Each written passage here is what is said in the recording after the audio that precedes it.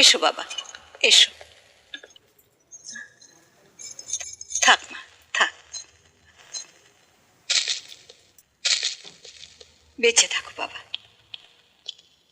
পুজো কেমন কাটালি? একদম ভালো না।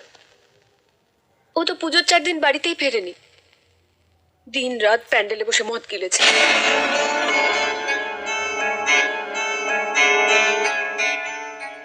মেজদার ছোটদা কোথায় গো?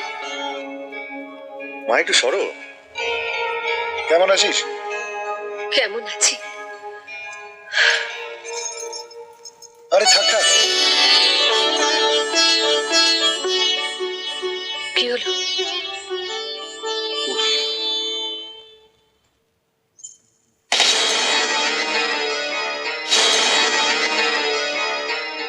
সবাইকে প্রণাম করলি, বড়দাকে প্রণাম করবি না? ওকে প্রণাম করতে যাব কেন? ও আমার কে যে ওকে প্রণাম করতে হবে?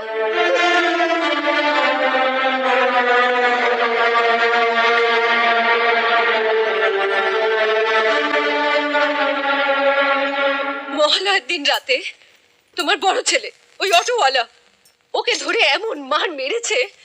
মার তো আর এমনি মারেনি, ওরা অন্যায়ভাবে মদ খেয়ে অনাথ আশ্রমের দখল নিতে গেছিল বলে। সব ব্যাপারে তোমার বড় ছেলে হয়ে সাফাই গেও না তোমার কথা শুনলে মনে হয় ওই অটোওয়ালাই তোমার একমাত্র পেটের ছেলে, আর আমরা 3 ভাই বোন গাঙের জলে ভেসে এসেছি। চালায় তো একটা অটোওয়ালারা তো তেজ কিসের? একটা ভদ্রলোকের ছেলের গায়ে হাত তুলে কোন সাহসে? শোন মেস্তা, মন মেজাজ একদম ভালো নেই রে, তাই ভাবছি কয়েকটা দিন আমি আরো একটু দীঘা থেকে ঘুরে আসবো। হ্যাঁ হ্যাঁ, তাই যায় না, তাই যা। শোন না, সামনের মাসের 2000 টাকাটা যদি তোরা আজকেই দিয়ে দিতে পারিস তাহলে খুব ভালো হয় রে।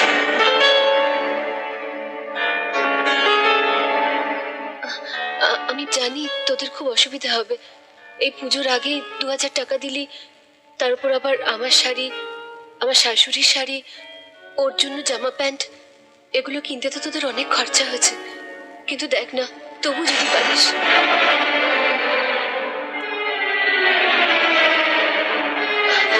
বড়দার খুব জ্বর হয়েছে, ঘরে শুয়ে আছে, জান গিয়ে বল ও টাকার ব্যবস্থা ঠিক করে দেবে। তুমি থামো তো মা, একটা অটোওয়ালা কত টাকা রোজগার করে সেটা খুব ভালো করে আমার জানা আছে।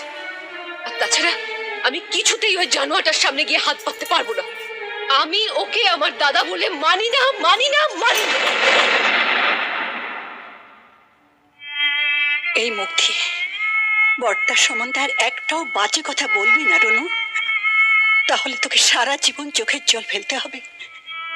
একটা দিনের জন্য তুই শান্তি পাবি না। ওর জন্য চোখের জল ফেলতে হবে কেন? কি করেছে ও আমার জন্য? কি করেছে? হ্যাঁ বলো, তোমার বড় ছেলে কি এমন করেছে যার জন্য ওর নামে কিছু বললে আমি একটা দিনের জন্য শান্তি পাবো না? ও তোর সৎ দাদা হয়ে তোর জন্য যা করেছে, বোধহয় কোনো বাবা ও মেয়ের জন্য এমনটি করে না। হ্যাঁ বলোই না, কি করেছে? আমি তোর ওই জানোয়ার অটোওয়ালা বড়দার মাথায় হাত দিয়ে দিব্যি করেছিলাম। এ কথা আমি কোনোদিন তোকে বলবো না, কিন্তু আজ আর না বলে থাকতে পারলাম না। না বললে আমার পাপ হবে, মহাপাপ। তোর ওই স্মৃতিতে যে সিঁদুরটা জলজল করছে, পুজোর আগে ওই সিঁদুরের কৌটোটা কিনে আমাকে দিয়ে পাঠিয়েছিল তোর ওই জানোয়ার অটোওয়ালা বড়দা। কি? পরনের ওই শাড়িটা পরে পুজোর কদিন মা দুর্গাকে প্রণাম করেছিস, শাশুড়িকে প্রণাম করেছিস, আজ আমাকে প্রণাম করলি। অথচ ওই শাড়িটা পরে সবচেয়ে তোর আগে যাকে প্রণাম করা উচিত ছিল সেই এই শাড়িটা কিনে দিয়েছে তোর ওই জানোয়ার অটোওয়ালা বড়দা।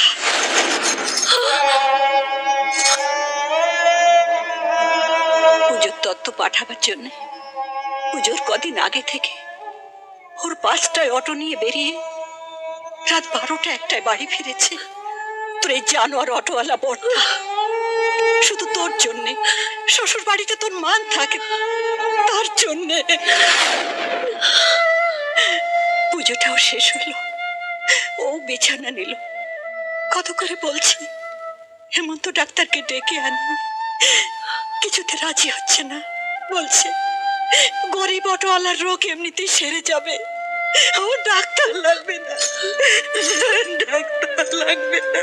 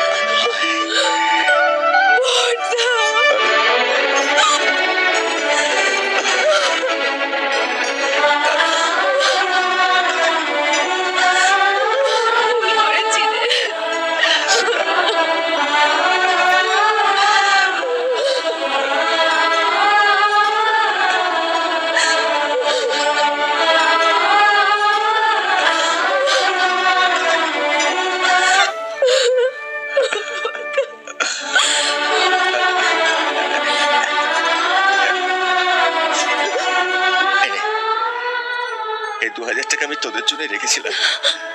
যা নৌচেকে নিয়ে তোরা দীঘা, না না দীঘায় কেন, দীঘায় তো শুধু সমুদ্র আছে। যা যা তোরা পুরীতে যা, পুরীতে সমুদ্র আছে, আবার জগন্নাথের মন্দিরও আছে। যা। মন্দির দেখার জন্য অত দূর ছুটে যাব কেন বর্দা? তোর মতো দেবতা যে ঘরে আছে সেই ঘরটাই তো আমার কাছে মন্দির।